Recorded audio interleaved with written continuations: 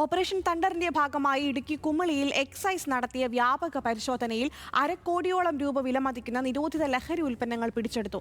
2 വർക്ക്ഷോപ്പുകളിലായി ഉപേക്ഷിക്കപ്പെട്ട വാഹനങ്ങളിലും ഒഴിഞ്ഞ മുറികളിലും സൂക്ഷിച്ചിരുന്ന 43,000 പാക്കറ്റ് ലഹരി ഉൽപ്പന്നങ്ങളാണ് കണ്ടെത്തിയത്.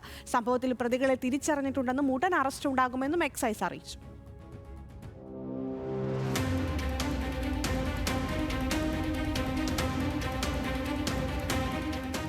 ഓപ്പറേഷൻ തണ്ടറിന്റെ ഭാഗമായി വൈകിട്ട് കുമളി റോസാപ്പൂക്കണ്ടം 1-ാം മൈലിലെ പ്രദേശങ്ങളിലായി എക്സൈസ് സംഘം നടത്തിയ പരിശോധനയിലാണ് വൻ ലഹരി വേട്ട.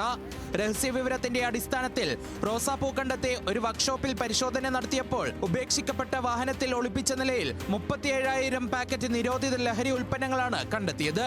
ഓടാതെ ഒതുക്കിയിട്ടിരിക്കുന്ന ഒരു വണ്ടിക്കകത്ത് ഒതുക്കം ചെയ്ത് വെച്ചിട്ടുണ്ടെന്നാണ് വിവരം കിട്ടിയത്. ആയുധപ്രകാരം ഞങ്ങളത് പരിശോധിച്ചപ്പോൾ ആയതിനുള്ളിൽ വിവിധ ചാക്കുകളിലായി ചെറിയ ചെറിയ പാക്കറ്റുകളിൽ നിരോധിത പുകയില ഉൽപ്പന്നങ്ങൾ, ലഹരി വസ്തുക്കൾ, മാരക ലഹരി വസ്തുക്കളാണ് ആയുധം സൂക്ഷിച്ചിരിക്കുന്നതായി കണ്ടെത്തുകയും ആയുധം കണ്ടെത്തി കേസെടുത്തിട്ടുള്ളതുമാണ്.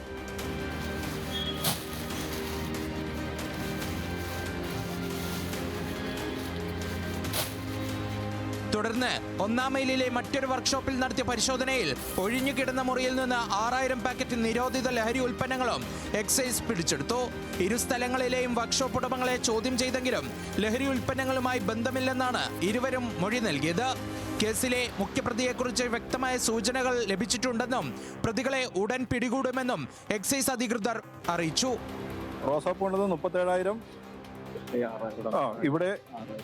ഇവിടെ 6,000, രണ്ടും കൂടെ 42,945 പാക്കറ്റാണ് പിടിച്ചെടുത്തിരിക്കുന്നത്.